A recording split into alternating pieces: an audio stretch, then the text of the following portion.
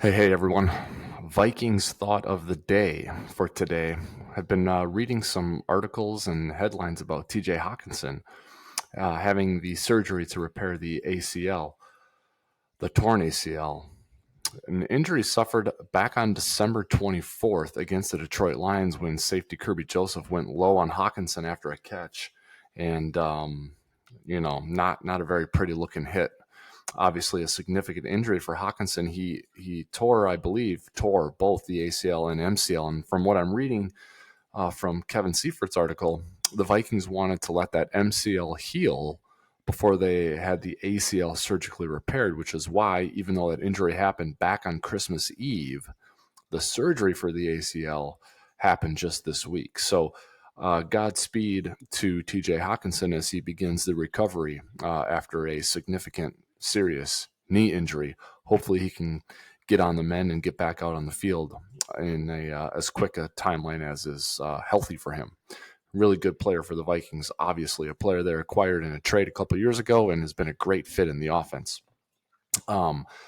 Even without that month delay, though, guys, the Vikings were going to be without TJ Hockenson for all of the offseason program and training camp, and most likely the start of the 2024 regular season, which is why I identified wide receiver or pass catcher as a need for the Vikings during the offseason.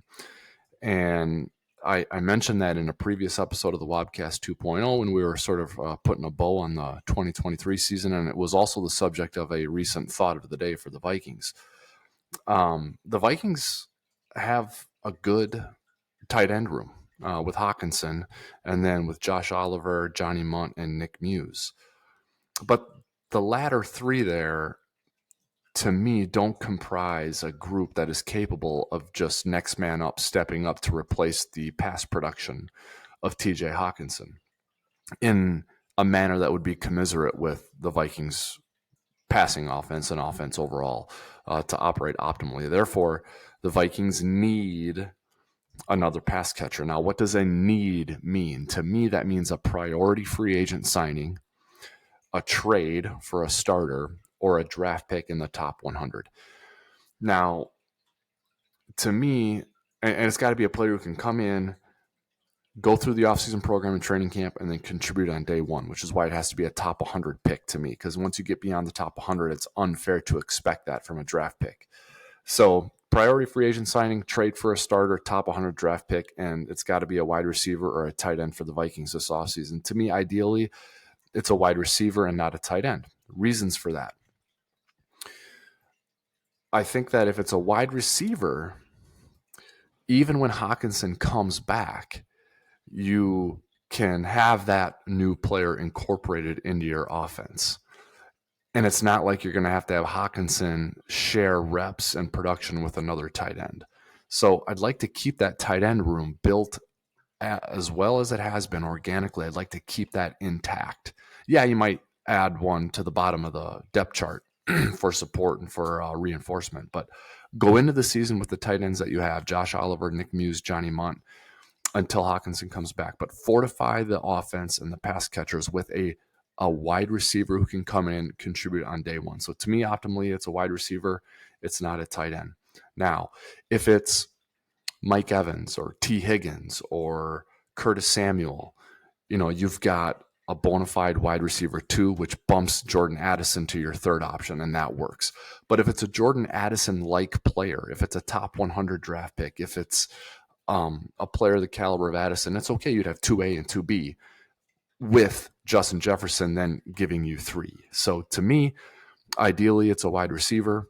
Ideally, it's a wide receiver 2, like a Higgins or a guy like Mike Evans, who is a perennial 1,000-yard receiver and can be Justin Jefferson's wingman, and then Jordan Addison's your third option. That's ideal. Second best case scenario is it's a top 100 draft pick at wide receiver. It's some other team's slot receiver that you bring in here and is your true WR3 behind Addison and Justin Jefferson. So that's where the Vikings are, I think, as the offseason unfolds here, trying to replace TJ Hockenson. It's honestly, it's not great, guys. The Hockenson injury was severe.